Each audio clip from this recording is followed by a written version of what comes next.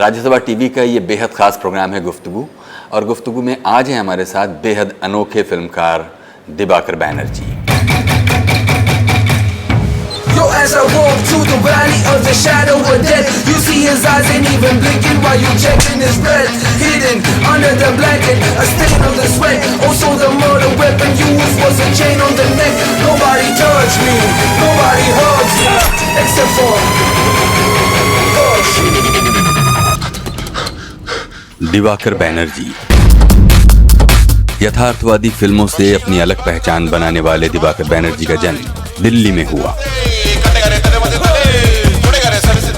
दिल्ली में ही पले बढ़े दिवाकर अपनी स्कूली पढ़ाई खत्म करने के बाद अहमदाबाद के नेशनल स्कूल ऑफ डिजाइन पहुंचे, मगर दिवाकर बैनर्जी को ये पढ़ाई रास न आई और दिल्ली वापस आ गए। पानी पूछने के 50,000 लेगा ब्लडी चोर। खुराना है खुराना, खुराना है खुराना, खुराना है खुराना। अंकल जी, किशन खुराना। बच के रहना। के खोसला, खोसला का घोसला। चल भाई, हो जा शुरू।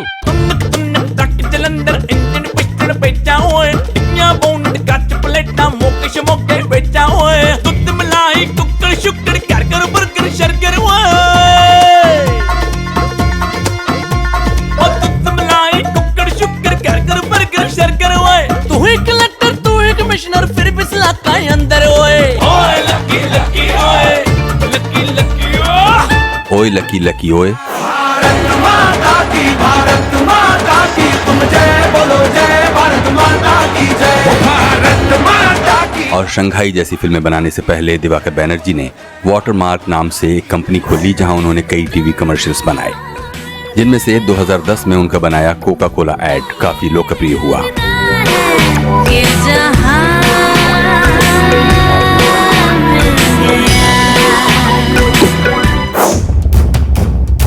आप हैं कौन?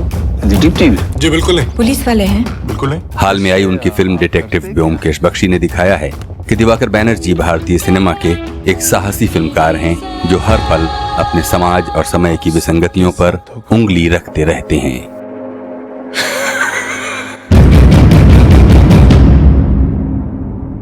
बहुत बहुत स्वागत है दिवाकर जी। धन्यवाद। हम ये देखते हैं कि एक तरफ तो जो एक आर्ट हाउस सिनेमा, दूसरी तरफ 100 करोड़ क्लब, कहीं बीच में आप जैसे सैंडविच जैसे हो गए हैं। ये अलग बात है कि तमाम लोग, मतलब मैं पिछले कम से कम 20 वर्षों से ये सुन रहा हूँ कि फिल्मों में कुछ बिल्कुल नए तरह के डायरेक्टर्स आए हैं, जिनमें आपका भी नाम हाल के वर्षों में बहुत तेज़ी से लिया जाता है। अगर 6 लोगों का नाम लिया जाएगा, उसमें आपका नाम ज़रूर शामिल होगा। कहने का मतलब ये है कि ये जो बीच का सिनेमा बनाने का जो पेन है या जो एफ़र्ट है, उसमें बार बार कोशिशें करना और उसमें कामयाबी नाकामयाबी, ये कहानी कैसे आप कहते हैं हमारे लिए? मैंने कुछ प्लान करके तो किया ही नहीं, सबसे पहली बात। और मैंने सबसे मेरे ख्याल से खुशकिस्मत बात यह है कि मेरे को पता ही नहीं था और मेरे को पता ही नहीं है कि क्या मैं आर्ट हाउस या बीच का हूँ या मेरी फिल्में 100 करोड़ कर सकती है या नहीं कर सकती। मुझे एक्चुअली इतना पता है कि मुझे फ़िल्म बनानी है और मुझे उस तरह की फ़िल्म बनानी है जो मैं बनाना चाहता हूँ, क्योंकि एक छोटा सा चांस है कि अगर आप जो बनाना चाहते हैं वो बना रहे हैं और बना पाए, तो हो सकता है कि वो चीज़ एकदम सब लोगों से अलग हो, क्योंकि हम सब एक दूसरे से अलग अलग हैं। आप जो फिल्म बनाएंगे, अगर वो पूरी तरह से अपने दिल से एक फ़िल्म बनाएंगे, वो पूरी दुनिया से अलग होगी। और मैं जो बनाऊंगा, मैं अपने पूरे दिल से बनाऊंगा, तो वो पूरी दुनिया से अलग होगी कि मेरे जैसा और कोई नहीं है और आपके जैसा और कोई नहीं है। इस सिचुएशन को लेके मैंने बस ये सोचा कि मैं वही फिल्म बनाऊंगा जो मैं बनाना चाहता हूँ। मेरे को बस इतना ध्यान रखना पड़ता है और मेरा स्ट्रगल बस इतना ही है कि जो भी मैं बनाता हूँ वो इस तादाद में बने ताकि प्रोड्यूसर का जो पैसा है वो ज़्यादा से ज़्यादा सेफ रहे। मैं इतना कॉम्प्रोमाइज़ करके उसके अंदर मैं बिल्कुल वही करता हूँ जो मैं एकदम करना चाहता हूँ। और उसके बाद ये जो परिभाषाएं हैं ये बाकी लोगों ने डाली है, ये मेरे को नहीं पता, क्योंकि जेन्युइनली मैं अपने काम के बारे में उतना ज़्यादा नहीं जानता हूँ जितना कि बाहर के लोग जो आप मेरा काम देख रहे हैं वो जानते हैं। हाँ, मतलब अगर हम इसको कैनोनाइज ना भी करें और इसको एक या दूसरे लेवल में ना भी चिपकाएं, जी। तो भी आपका ये कहना कि मैं वो फिल्म बनाता हूँ जो मैं बनाना चाहता हूँ, तो उसका एक नमूना तो हमें वो दिखता है जो थिएटर में रिलीज़ होकर दिखता है, लेकिन उसको बनाए जाने का जो ख्वाब जहाँ से शुरू होता है और जहाँ वो एग्जीक्यूट होता है, इसके बीच का जो सफ़र है कि आपने सचमुच जो बनाना चाहा, क्या वो बनाया? हर फिल्म पे डिपेंड करता है, तो 100% कभी नहीं मिलता है। कोशिश ये होती है कि आपके दिमाग में जो है और स्क्रीन में जो आप देख रहे हैं, उसमें जो आपने प्लान किया था वो दिख जाए, और जो आपने प्लान नहीं किया था, जो कुछ नई चीज़ आई है, वो भी दिखे। तो इन दोनों के मेल मिलाप से एक डायरेक्टर अपनी फिल्म की सक्सेस को आंकता है, सिर्फ अगर पैसे वाली बात ना आ जाए तो मेरी अपनी फिल्मों में अलग अलग एक्सपीरियंस रहा है। किस फिल्म में बहुत ज़्यादा सरप्राइज़ मिले हैं अपने आप को, जैसे शंघाई देख के मेरे को बड़ा सरप्राइज़ हुआ था। मेरे को लग रहा था कि मैं अपनी फिल्म नहीं, मैं किसी और की फिल्म देख रहा हूँ। ब्योमकेश बनाते वक्त मेरे को लगा कि मैं जेन्युइनली वो दिवाकर नहीं हूँ जिसने शंघाई या लव सेक्स और धोखा बनाई थी, मैं कोई और दिवाकर हूँ। तो ये जो एक उपलब्धियाँ होती हैं, इन उपलब्धियों के ऊपर हम जीते हैं। तो अगर आप आंकड़ा बनाने को कहें तो मैं बता नहीं सकता हूँ, लेकिन 100% कभी नहीं मिलता है। अलग अलग फिल्मों से अलग अलग शिकायतें आती हैं अपने आप से, और अलग अलग फिल्मों से अलग अलग सक्सेस मिलता है। देखिए, चूँकि ये तो आपका चुनाव होता है कि आप किस विषय पर फिल्म बनाएं, और इसमें जाहिर है कि कोई आपको डिक्टेट नहीं करेगा कि इस पर बनाओ और इस पर ना बनाओ। वो आपके अंदर से आया हुआ एक कॉल है जिसको लेते हैं आप और उसको बनाना शुरू करते हैं। और ये भी नहीं है कि फ्रीक्वेंटली हर साल एक फिल्म बना रहे हैं, ये भी नहीं है। तो क्या है जो आप कहना चाहते हैं? हाँ, ये सवाल थोड़ा सा मतलब सोच के जवाब देना पड़ता है, क्योंकि मैं जो समाज में रहता हूँ, मैं जो समाज में बड़ा होता हूँ, उसकी कुछ चीज़ें मेरे को अच्छी लगती हैं और मेरे को कुछ चीज़ें मेरे को बुरी लगती हैं। मैं ज़्यादातर अपने चारों ओर देखता हूँ कि जो हम में अच्छाई है हम उस पर स्पॉटलाइट डाल देते हैं, लेकिन जो हम में कुछ बुराइयाँ हैं हम उनको जानबूझ के कारपेट के नीचे डाल देते हैं। तो मेरा ये कहने का मन करता है कि हम अपनी अच्छाइयों को भी देखें और अपनी बुराइयों को भी देखें।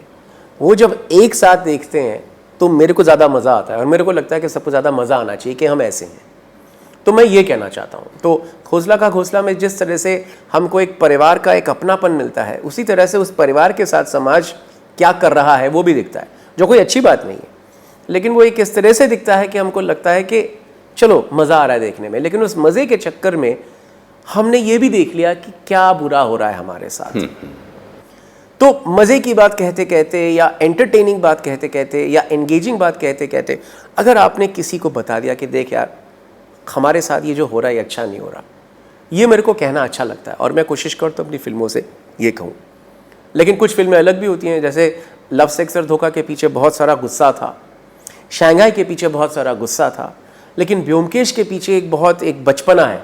ब्योमकेश मेरे बचपन के एक 16 साल की उम्र की मैं जो था उस दिमाग से बनाई हुई फिल्म है, उस सेंसिबिलिटी से बनाई हुई फिल्म है। तो मैं जिस वक्त जो फील कर रहा हूँ वो कहना चाहता हूँ। और ये जो आपने कहा कि कुछ अच्छाइयाँ हैं तो कुछ बुराइयाँ भी हैं, ये अच्छाई और बुराई को समझने की या महसूस करने की समझ आपके अंदर कहाँ से आती है? मैं अब इस सवाल को पूछते हुए आपकी जर्नी को थोड़ा पीछे से ट्रेस करना चाहता हूँ, क्योंकि हम देखते हैं कि जो शुरुआती पढ़ाई वगैरह है उसके बाद आप NID जाकर, और बेसिकली तो आप एडवर्टाइजिंग और इस तरह की फील्ड में जिसमें कोई वैल्यू जजमेंट उस प्रोफेशन को आपने प्राइमरीली नहीं चुना। तो ये किस पड़ाव पर और कब और कैसे कि ये अच्छा है और ये बुरा है, और ये एहसास कहाँ से पैदा हुआ? ये तो हम सबको होता है। हर इंसान को जब से वो समझना चालू करता है उसको लगता है कि ये अच्छा है या ये बुरा है। तो मेरी तो पूरी ज़िंदगी मेरे को ऐसा, मतलब मेरे को लगता था कि ये ठीक है या गलत है या व्हाटएवर। मेरे को याद है, मैं ऐसे ही बता मेरे को याद है कि 1980s में, 88, 89 में, 87 में मैं तब कुछ 16-17 साल का था, और हमारे शहर में अचानक राम जन्मभूमि को लेके बहुत सारे प्रोसेशन चलते रहे, तब तक मेरी कोई राजनीतिक चेतना कुछ जगी नहीं थी, मैं तो बस स्टूडेंट था। लेकिन मेरे को लगा कि ये राम के नाम पे ये जो विवाद है और ये जो गुस्सा है और ये जो एक पॉलिटिकल एक मोर्चेबंदी चल रही है, मेरे को लगा कि ये गलत हो रहा है, ये गलत हो रहा है। अब क्या पता वो मेरा फील करना गलत हो, लेकिन मेरे को लगा गलत हो रहा है। तो इस तरह से छोटी छोटी चीज़ों को मेरे को एहसास होता था कि ये गलत है। जब मैं देखता था कि हम मिडिल क्लास लोग, हम जैसे रहते हैं, हमारी ज़िंदगी होती है, और कभी कभी लगता है कि बस क्योंकि किसी के पास पैसा है हमसे ज़्यादा, वो हमारे ऊपर कोई भी ज़्यादती कर सकता है। तो ये जब मैं देखता था मेरे को बुरा लगता था। छोटी छोटी बातें हो सकती हैं। आप ट्रेन में जा रहे हैं, अब टिकट चेकर आपसे बात कर रहे हैं, आपके पिताजी आपके साथ में बैठे हुए हैं, उन्होंने आपके पिताजी से इतनी बदतमीज़ी से बात की, और आपकी उम्र है 11 साल 12 साल, और आपके पिताजी आपके लिए सबसे श्रद्धा की चीज़, और उसका किसी ने अपमान कर दिया क्योंकि उसके पास पावर है। तो ये देख के महसूस होता है, ख़राब लगता है, और वो जो याद रहती है वो याद रह जाती हैं। तो धीरे धीरे धीरे ऐसी एक फीलिंग बनती है कि ये अच्छा है, ये बुरा है, ये अच्छा है, ये बुरा है, और ये हमारे अपने कंस्ट्रक्ट के ऊपर है कि मैं किसे अच्छा कहता हूँ और मैं किसे बुरा कहता हूँ। आप मेरे से डिसएग्री करेंगे तो मैं अपनी सब्जेक्टिव पॉइंट ऑफ व्यू से। बिल्कुल, क्योंकि देखिए अच्छाई या बुराई दोनों ही, जो चीज़ मेरे लिए अच्छी है हो सकता है वो आपके लिए बुरी हो, ये एक रिलेटिव टर्म है। लेकिन बातों के बीच में आपने एक शब्द इस्तेमाल किया, राजनीतिक चेतना, तो मेरा दिमाग वहाँ अटका है, लेकिन उस सिलसिले में बात करते हुए अभी एक ब्रेक लेंगे। अभी वक्त एक छोटे से ब्रेक का, ब्रेक के बाद हाजिर होते हैं और बातें जारी रखते हैं जाने माने फिल्म निर्देशक और लेखक दिवाकर बैनर्जी के साथ। फिल्में बदलती नहीं है कुछ, फिल्मों का काम बदलना नहीं है, फिल्में नहीं बदल सकती हैं। राजनीतिक चेतना वाली फिल्में बस वो चेतना को जागरूक रख सकती हैं। जो थोड़ी सी अच्छी बात हुई वो ये है कि पहले के ज़माने में बहुत सी बुरी फिल्में अच्छे विषय का जामा ओढ़ के अपने आप को अच्छा कहलाती थीं।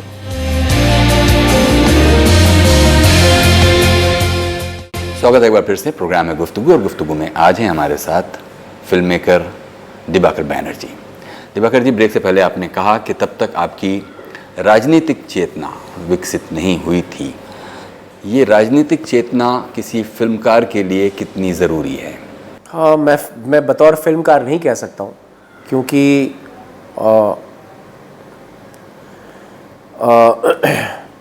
मैं तो बतौर इंसान कह सकता हूँ कि राजनीतिक चेतना ज़रूरी है, क्योंकि वो चेतना जब तक नहीं हो तो आप किसी के हाथ का औजार बन जाते हैं। तो मेरे को तो ऐसा ही लगता था जब मैं धीरे धीरे बड़ा होता गया। और फिल्मकार की अगर राजनीतिक चेतना हो तो अच्छा है, क्योंकि ज़्यादातर फिल्मों का मंशा होता है कि वो लोगों का सिर्फ मनोरंजन करें, वो जो सही भी है। लेकिन मेरे ख्याल से उस 100% में कुछ 10 से 15% कुछ फिल्में होनी चाहिए जो जिनके पीछे एक राजनीतिक चेतना हो। तो उससे क्या होता है कि संतुलन बराबर रहता है, क्योंकि फिल्म बहुत पावरफुल मीडियम है। जो अनपढ़ है वो फिल्म देख के खुद समझ सकता है। जिसके पास किताबें खरीदने के पैसे नहीं हैं, वो चवन्नी, या आजकल तो चवन्नी नहीं, जितने भी पैसे दे के एक मल्टीप्लेक्स में जाके एक फिल्म देख सकता है, या वीडियो में देख सकता है, या इंटरनेट पे देख सकता है, या यूट्यूब पे देख सकता है। तो अगर उसने 100 फिल्में देखी और उसमें से 90 उसने सिर्फ मनोरंजन के लिए देखी, और 10 उसको दिख गई कुछ ऐसी फिल्में जिससे उसे पता चले कि उसके चारों ओर आबो हवा में क्या राजनीतिक, क्या सामाजिक उधेड़-बुन चल रही है, क्या कशिश चल रही है, वो अगर उनको समझ में आ जाए तो फिर क्या पता फ़ायदा हो जाए। उसमें से 10 लोगों में से 2 के बीच में अगर राजनीतिक चेतना आ जाए तो फिल्में बदलती नहीं है कुछ, फिल्मों का काम बदलना नहीं है, फिल्में नहीं बदल सकती। राजनीतिक चेतना वाली फिल्में बस वो चेतना को जागरूक रख सकती है, ताकि वो चेतना, हम बार बार भूलने की कोशिश करते हैं ऐसी चीज़ों को, और उनको भुलाना आसान भी है कि हमारे साथ ज़्यादती हो रही है या हमारे समाज में सब कुछ सही नहीं है। लेकिन अगर कोई याद दिलाने वाला हो जाए तो फिर आगे आने के दिनों में बदलाव का एक मौका मिलता है। और इस तरह के राजनीतिक चेतना से प्रतिबिंबित कौन से ऐसे फिल्मकार आपको दिखाई देते हैं अपनी 100 साल की फिल्मी सफ़रनामे में, जो आपको लगता है कि कन्विंसिंगली हाँ, इनकी फिल्मों ने उस तरह की राजनीतिक चेतना?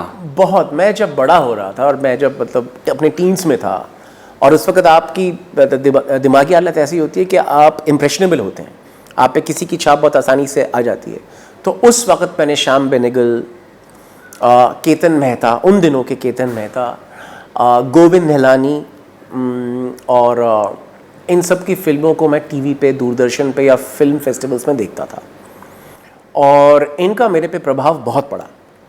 और जब मैं थोड़ा सा बड़ा हुआ, बड़े इत्तेफाक से मैंने सत्यजीत रे की जो पहली की फिल्में हैं, पौथेर पांचाली वगैरह, वो बाद में देखी। मैंने सबसे पहले सत्यजीत रे की कैलकाटा की जो फिल्में हैं, जो उन्होंने 60 और 70 के दशक में बनाई थी, वो मैंने पहले देखी।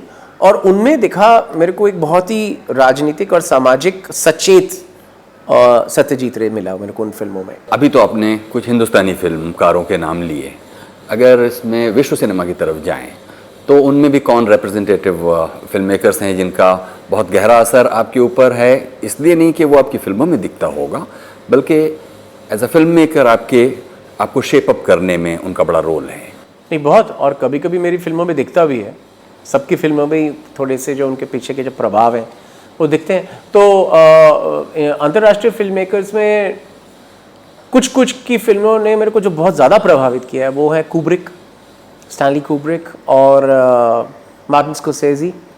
और मुझे टैरेंटिनो, क्वेंटिन टैरेंटिनो की फिल्मों में सीखने का बहुत कुछ मिलता है। लेकिन ये कुछ 2-3 ही नाम हैं जो मैं आपको बता रहा हूँ, लेकिन इसका मतलब इसके पीछे 50 और फिल्म मेकर हैं जिन्होंने इफ़ेक्ट किया हर तरीके से। तो कोस्ता गावरास हैं, कोरिया के बहुत अच्छे अच्छे फिल्म मेकर्स हैं, इटली के एक फिल्म मेकर हैं मात्तेओ गारोने, और यूरोप में बहुत बड़े बड़े फिल्मकार हैं। उन सब का बहुत मतलब ज़्यादा प्रभाव पड़ा है मेरे पे। और अगर ये देखें कि ख़ास तौर पर पूंजीवाद के, कैपिटलिज्म के एग्रेसिव होते जाने और जो सोशलिज्म का जो एक्सपेरिमेंट है उसके फेल होने का भी असर आपको विश्व सिनेमा और हिंदुस्तानी सिनेमा पर दिखाई देता है क्या? बिल्कुल दिखाई देता है। और इससे एक जो थोड़ी सी अच्छी बात हुई है वो ये है कि पहले के ज़माने में बहुत सी बुरी फिल्में अच्छे विषय का जामा ओढ़ के अपने आप को अच्छा कहलाती थीं। तो वो जो हिपोक्रेसी है वो अभी काफ़ी हद तक चली गई है फिल्मों में से। लेकिन जो बुरी बात ये हुई है कि क्योंकि पूंजीवाद का जो असली जो उनका ध्येय है वो ये है कि आप बेचो, और आप जितना ज़्यादा हो सके उतना बेचो। उसका मतलब क्या कि लोगों को सोचने का मौका मत दो, बेचते चलो। तो ये जो ना सोचने का एक माहौल है, ये पूंजीवाद के लिए बहुत ज़रूरी है, क्योंकि जब भी हम सोचेंगे, थोड़ा सोचने का टाइम मिलेगा, तो हम बहुत सी ऐसी चीज़ें जिनको हमको ज़रूरत नहीं है वो हम नहीं खरीदेंगे। लेकिन पूंजीवाद का असल मतलब यही होता है कि आपकी ज़रूरत हो या ना हो, आप उसको खरीदो। तो ये एक माहौल बनता जाता है जो बहुत आक्रामक एक जो पूंजीवाद है उसमें एक माहौल बनता है जहाँ पे हर तरीके से हमको सोचने का जो हमारा वक्त है वो हमारा कम कर दिया जाता है। चाहे वो 100 चैनल हो या 50 प्रोग्राम हो या सड़कों पे इतनी गाड़ियाँ हों और इतना शोर हो कि इतने मॉल हों, इतनी दुकानें हों, इतना विज्ञापन हो और इतनी चीखों पुकार हो कि आदमी को चुपचाप बैठ के सोचने का मौका ही नहीं मिले, अपने आप से रूबरू होने का मौका ही ना मिले। इस सिचुएशन में आदमी का अटेंशन स्पैन बहुत कम होता जाता है, और फिर आप फिल्मों में भी आप वही चीज़ें ढूंढना चालू करते हैं जो आपके चारों ओर हावी हो रही हैं। तो फिर एक दर्शकों का एक अटेंशन स्पैन कम हो गया है, और दर्शक इस तरह से फिल्म देखना चाहते हैं ताकि फटाफट आलू की चिप्स के जैसे वो खा लें और किसी तरह से ख़त्म हो जाए मामला, और उसी वक्त पैसा वसूल, उसी वक्त पैसे गायब। सारा का सारा फिल्मों का जो दारोमदार है वो उसी 2 घंटे में उसी के अंदर ख़त्म हो जाए, उसके आगे उसकी कोई छवि दर्शक के दिमाग में ना रहे। इस सिचुएशन में जब हम कोई ऐसी फिल्म बनाना चाहते हैं जो आपको सोचने पे मजबूर करे, या जो अपने आप को आईने में देखने पे मजबूर करे, या जो आपको अपनी बुराइयों के बारे में या कुछ अंधेरे किनारे जो होते हैं हमारी ज़िंदगी, अगर वो दिखाएं, ऐसी फिल्मों के लिए पेशेंस नहीं रहता दर्शकों के बीच में। तो इससे क्या होता है कि वो जो शुरू में 10 से 15% जैसे मैं फिल्मों की बात कर रहा था, उन फिल्मों का एग्जिस्ट करना उतना ज़्यादा मुश्किल होता जाता है क्योंकि उनको देखने वाले लोगों की तादाद कम होती जाती है। तो ये एक फाइट हर कोई फिल्म मेकर फाइट करता है जब बहुत ही आक्रामक पूंजीवाद आ जाता है सामने। बातों का ये सिलसिला अभी आगे बढ़ाएंगे, अभी एक छोटा सा ब्रेक लेंगे। एक वक्त छोटे से ब्रेक का, ब्रेक के बाद हाजिर होते हैं और बातें जारी रखते हैं जाने माने फिल्मकार और राइटर दिबाकर बैनर्जी के साथ। हमको या तो मीठा झूठ चाहिए या तो हम वो वाला सच चाहिए जिसके चारों ओर मतलब एडवर्टाइजिंग की एक बहुत अच्छा एक जैकेट हो। वो कड़वा सच सुनने की ताकत भारत में, हमारे समाज में बहुत कम हो गई है। और ये मैं शिकायत इसलिए कर रहा हूँ कि इसके चक्कर में क्या होता है कि जब कोई फिल्म कोई कड़वा सच बोलती है तो उसको शायद उतने पैसे नहीं मिलते।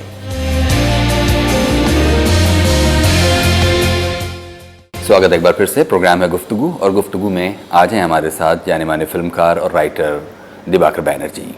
दिबाकर जी, जैसा कि हम अपनी गुफ्तगू में हर गेस्ट के साथ ये ज़रूर जानना चाहते हैं कि उसकी ज़िंदगी के शुरुआती बरस कैसे थे, तो एक स्केची नज़र हम डालेंगे कि आप कहाँ पैदा हुए, किस तरह के घर में पैदा हुए और कौन से सर्कमस्टांसेस थे जिन्होंने दिबाकर बैनर्जी को दिबाकर बैनर्जी बनाया। मेरा जन्म दिल्ली में हुआ और मेरे फैमिली दिल्ली में 1949 से है, तो मैं दिल्ली वाला ही हूँ।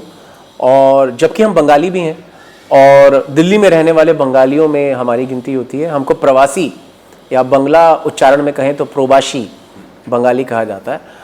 और मेरी पैदाइश हुई कलकत्ता के दिल्ली के करोल बाग एरिया में और बहुत ही मध्यम वर्गीय एक इलाका है और वहाँ पे मध्यम वर्ग के किराएदार रहते थे और वहाँ पे जो मकान मालिक होते थे वो ज़्यादातर हमारे पार्टीशन के समय में वहाँ से यहाँ जो आए थे वो एक पंजाबी एक तबका होता था जो अपनी मेहनत से उस वक़्त अपने आप को इस्टेब्लिश कर रहे थे। तो 70s में मैंने ये माहौल देखा अपने चारों ओर। और 80s में मेरे को याद है एक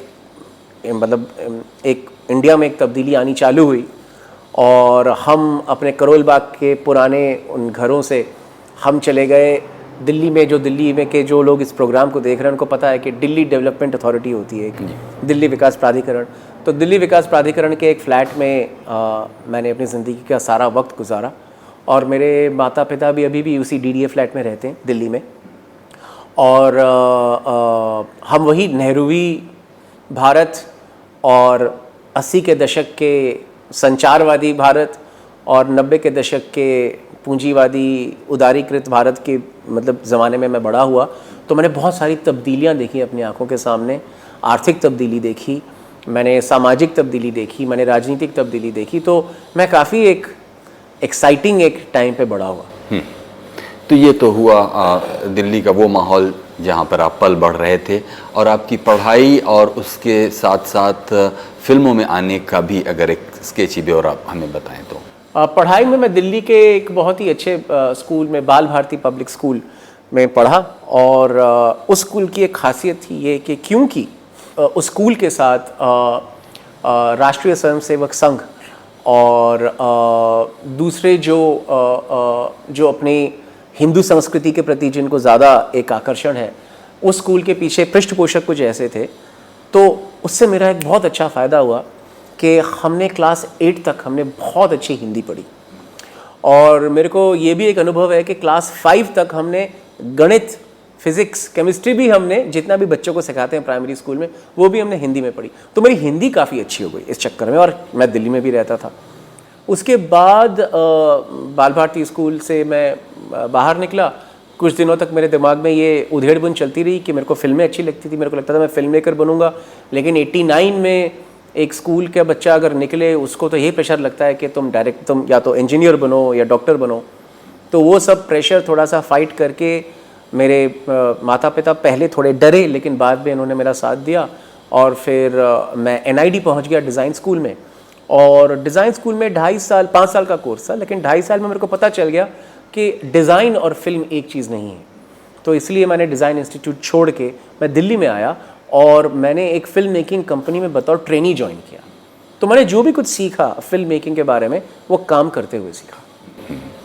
और फिर मुंबई आने के बाद अपना वो जो शुरुआती करियर से स्विच करके फुल लेंथ फीचर फिल्मों की तरफ आना कैसे? मेरा हर वक्त वही मन था मैंने एड फिल्म्स को बतौर ट्रेनिंग स्कूल यूज़ किया, और मैं एडवर्टाइजिंग की दुनिया में और एडवर्टाइजिंग फिल्मों की दुनिया में इसीलिए गया क्योंकि उन दिनों बग़ैर बम्बई में जाके किसी प्रोडक्शन हाउस में स्ट्रगल करके आप दिल्ली में रह के फिल्मों में एंट्री पाने के लिए मेरे को ये एक तरीका मिला था।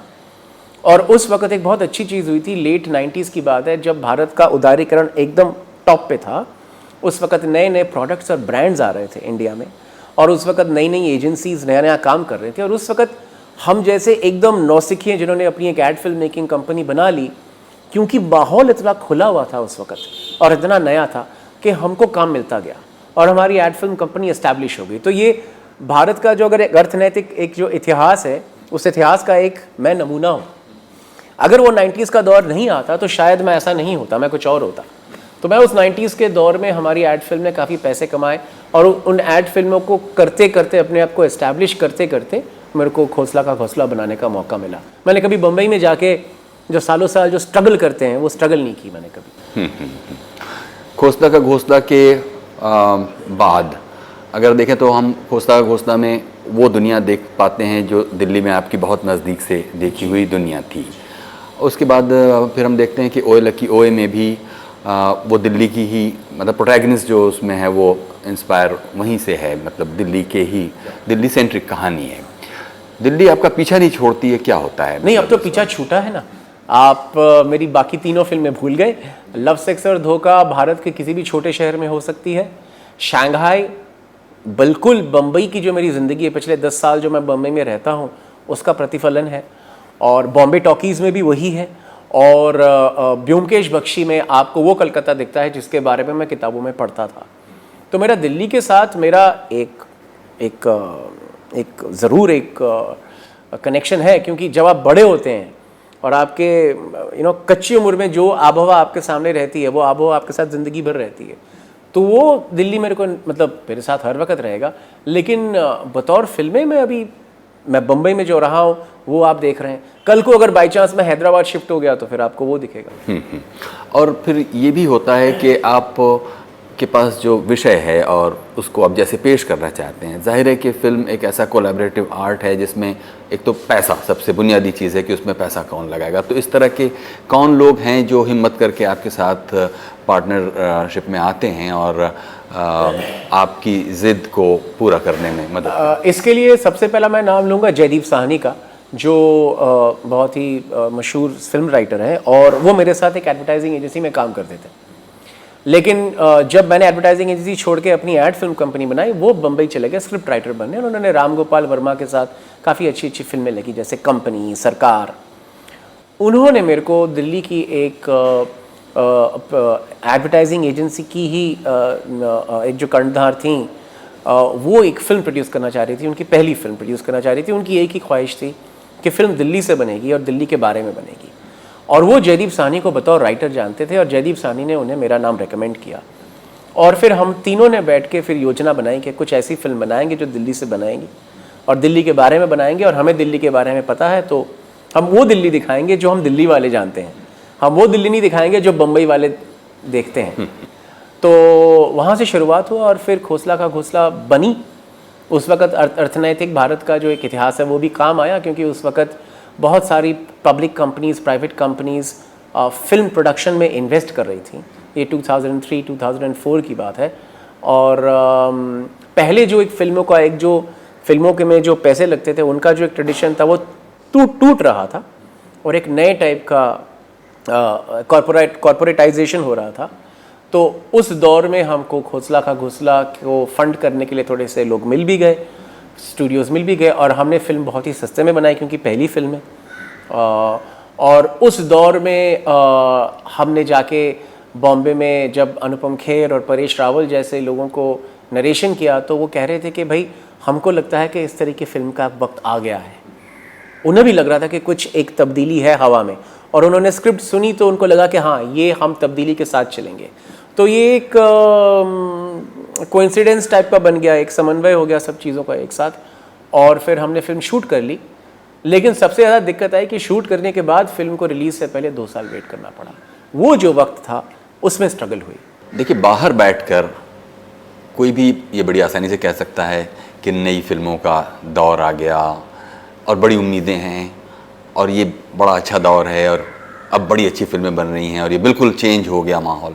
लेकिन ये सब जिम्मेदारी जिनके कंधों पर आती है, मसलन आपके कंधों पर आती है, तो जब आप ये देखते हैं कि एक्सपेक्टेशंस बाहर से काफ़ी आप और आपके साथी फिल्मकारों से होते हैं कि भाई यही हैं जो कुछ अच्छा करेंगे, तो जब ये जिम्मेदारी आपके ऊपर आती है और दूसरी तरफ जो सच्चाइयाँ हैं, जैसे कि फ़िल्म के रिलीज़ होने का, उसको थिएटर नसीब हो जाए, उसको डिस्ट्रीब्यूटर मिल जाए, वो बिज़नेस कर ले, कुछ नहीं हो तो कम से कम लागत वसूल हो जाए, इन सब चीज़ों पर जब आप नज़र डालते हैं तो क्या नतीजा निकलता है? सबसे पहले मैं करना चाहूँगा कि ये कि अगर आप जिम्मेदारी को जिम्मेदारी के तौर पे लेंगे ना, तो फिर उससे काम नहीं बनेगा। असली काम तब बनता है जब आप जिम्मेदारी को स्वार्थ के तौर पे लेते हैं। बाकी लोग कहते हैं कि ये जिम्मेदारी है, लेकिन मैं जो फिल्म बना रहा हूँ वो अपने मतलब के लिए बना रहा हूँ, मैं अपने स्वार्थ के लिए बना रहा हूँ, क्योंकि उस फिल्म को बना के मेरे को स्वार्थिक खुशी होती है। अगर मैं इसको कोई समाज सेवा का बीड़ा उठा के या कुछ करके करूँ तो फिल्मों में वो दिख जाएगा। तो जिन्होंने भी ये तब्दीली, जो भी ये तब्दीली लाए हैं, उन्होंने कोई जिम्मेदारी समझ के कोई तब्दीली नहीं की, क्योंकि वो खुद एक अलग जगह से आ रहे थे, वो अपने आप वो तब्दीली आई। तो मैंने कभी ये सोच के कोई फिल्म नहीं बनाई कि मैं कुछ बदल डालूंगा। मेरे लिए तो खोसला का घोंसला बहुत कमर्शियल और एक बहुत ही सुपरहिट फिल्म थी। मेरे को तो समझ में नहीं आ रहा था कि जब फिल्म बन गई तो लोग उसको क्यों नहीं ले रहे हैं, और आज मेरे को पता है कि उसको डिस्ट्रीब्यूट ना करने के बहुत ही वैलिड कारण से, अगर आप उस टाइम का माहौल देख लो तो तब्दीली अपने आप आती है। तब्दील करने के लिए तब्दीली नहीं होती, हम अपना कुछ करते जाते हैं और मतलब लाइफ चेंज होती जाती है। तो मैं इसके बारे में, जिम्मेदारी के बारे में कुछ नहीं बता सकता हूँ, क्योंकि मैं तो अगर मैं खालिस हिंदी में कहूँ तो मैं तो मज़े ले रहा हूँ, मेरे को तो मज़ा आ रहा है, तो मैं इसलिए फिल्में बना रहा हूँ। और मेरे को तो अभी भी आश्चर्य होता है कि मेरे जैसे फिल्म मेकर जिसने लव, सेक्स और धोखा, ओए लकी, शंघाई बनाई है, उसको ब्योमकेश बख्शी के पैसे मिल जाते हैं। ब्योमकेश बख्शी के बाद ब्योमकेश बख्शी 2 बनने चालू हो जाती है या कुछ हो जाता है। तो इस सिचुएशन में मेरे को लगता है मैं तो लकी हूँ। मेरे ख्याल से जो एक्चुअल तब्दीली आई है, मैं बार बार वही कहूँगा, वो सामाजिक तब्दीली है। शहरों में आजकल एक दर्शकों का ऐसा एक ग्रुप है जो इस तरह की थोड़ी सी हटके फिल्मों को भी देख लेती हैं, और साथ ही साथ हमारे बहुत अच्छे भाग हैं कि अभी भी हमारे पास कमर्शियल फिल्मों में इतनी ताकत है कि वो 200, 300, 400, 600 करोड़ फिल्म कमाती हैं, क्योंकि उन्हीं पैसों का जब मुनाफा होता है उसी पैसे से हम जैसों की फिल्में बनती हैं। तो फिर ये दोनों जो साथ साथ है, ये भारतीय फिल्म इंडस्ट्री, कम से कम हिंदी फिल्म इंडस्ट्री के लिए तो एक बहुत ही अच्छी बात है। मैं यही कहूँगा, हमको सजग रहना है, क्योंकि धीरे धीरे हम देख रहे हैं कि हॉलीवुड की काफ़ी फिल्में आ रही हैं जिनको अलग अलग भाषाओं में डब करके पूरे देश में एक हिंदी फिल्म जैसे डिस्ट्रीब्यूट करके हॉलीवुड के प्रोड्यूसर्स हमसे भी ज़्यादा पैसा बना रहे हैं। और वो क्यों बना रहे हैं वो हमको देखना है, ताकि हमारा वो हाल ना हो जो यूरोप का हुआ, जहाँ पे यूरोपियन फिल्मों से ज़्यादा हॉलीवुड की फिल्में चलती हैं। अब चूंकि बातचीत ये एक बड़े प्लेजेंट नोट पर आ गई है और मुझे प्लेजेंट नोट पे बातचीत ख़त्म करना अच्छा सा नहीं लगता है, इससे मैं कहूँगा कि क्या सचमुच एक फिल्मकार के तौर पर आपका जीवन क्या बिल्कुल दुविधाओं से मुक्त और निर्द्वंद है, और सचमुच आप जो करना चाहते हैं उसको आप बिना किसी कांटे भरी राह के करते जा रहे हैं? हाँ, मेरे को तो ऐसा लग रहा है, लेकिन मेरे को एक्चुअली शायद आप ऐसा सुनना चाहते हैं कि मैंने बहुत स्ट्रगल किया और बहुत मतलब रोड़े आए मेरे रास्तों में और मैं वीरता से, मैं डरा नहीं और मैं आगे चलता गया। ऐसा नहीं हुआ, इसीलिए नहीं, शायद ये ना सुनकर हम ये सुनना चाहते हैं या बल्कि पूछना चाहते हैं कि क्या जो दुनिया आपके हिस्से में आई है और जिसके अंधेरे कोनों पर नज़र बार बार जाती है, हाँ। अगर मौजूदा समाज और उसके विकास की हाँ। गति को अगर देखें हाँ। तो उसमें एक फिल्मकार के तौर पर खुद क्या शिकायतें रहती हैं, क्योंकि आखिरकार हम अपने समय को एक कला प्रॉब्लमेटाइज करने की तरफ बढ़ती है। मैं समझा, अगर शिकायत, हाँ, तो मेरी वो फिल्म इंडस्ट्री से शिकायत नहीं है, वो शिकायत शायद हमारे समाज से है। पिछले कुछ 5, 7, 8 सालों में हमारा समाज कुछ ऐसा बन गया है कि हमने कड़वा सच सुनना ही छोड़ दिया है। हमको या तो मीठा झूठ चाहिए या तो हम वो वाला सच चाहिए जिसके चारों ओर मतलब एडवर्टाइजिंग की एक बहुत अच्छा एक जैकेट हो। लेकिन कड़वा सच जो कभी कभी सुनने की ज़रूरत पड़ती है अपने आप के बारे में, नहीं तो आप अपने आप को इम्प्रूव कैसे करोगे, वो कड़वा सच सुनने की ताकत भारत में, हमारे समाज में बहुत कम हो गई है। और ये मैं शिकायत इसलिए कर रहा हूँ कि इसके चक्कर में क्या होता है कि जब कोई फिल्म कोई कड़वा सच बोलती है तो उसको शायद उतने पैसे नहीं मिलते जितनी एक मीठा झूठ बोलने वाली फिल्म को मिलती हो। तो बस यही एक शिकायत है। लेकिन ये तो हमारा समाज है और हम इसी के अंदर हैं, और हर समाज में हर कोई आर्टिस्ट या कलाकार या कोई भी जो होता है वो कुछ ना कुछ उसके तो कंस्ट्रेंट्स होते ही हैं। तो ये हमारे कंस्ट्रेंट्स हैं। तो मेरी मेन शिकायत ये है। बहुत बहुत शुक्रिया दिवाकर जी, आपने हमारे लिए इतना वक्त दिया। ये थे मशहूर फिल्मकार और राइटर दिवाकर बैनर्जी। कुछ कहना चाहते हो प्रोग्राम के बारे में तो हमें लिखिए feedback.rstv@gmail.com पर।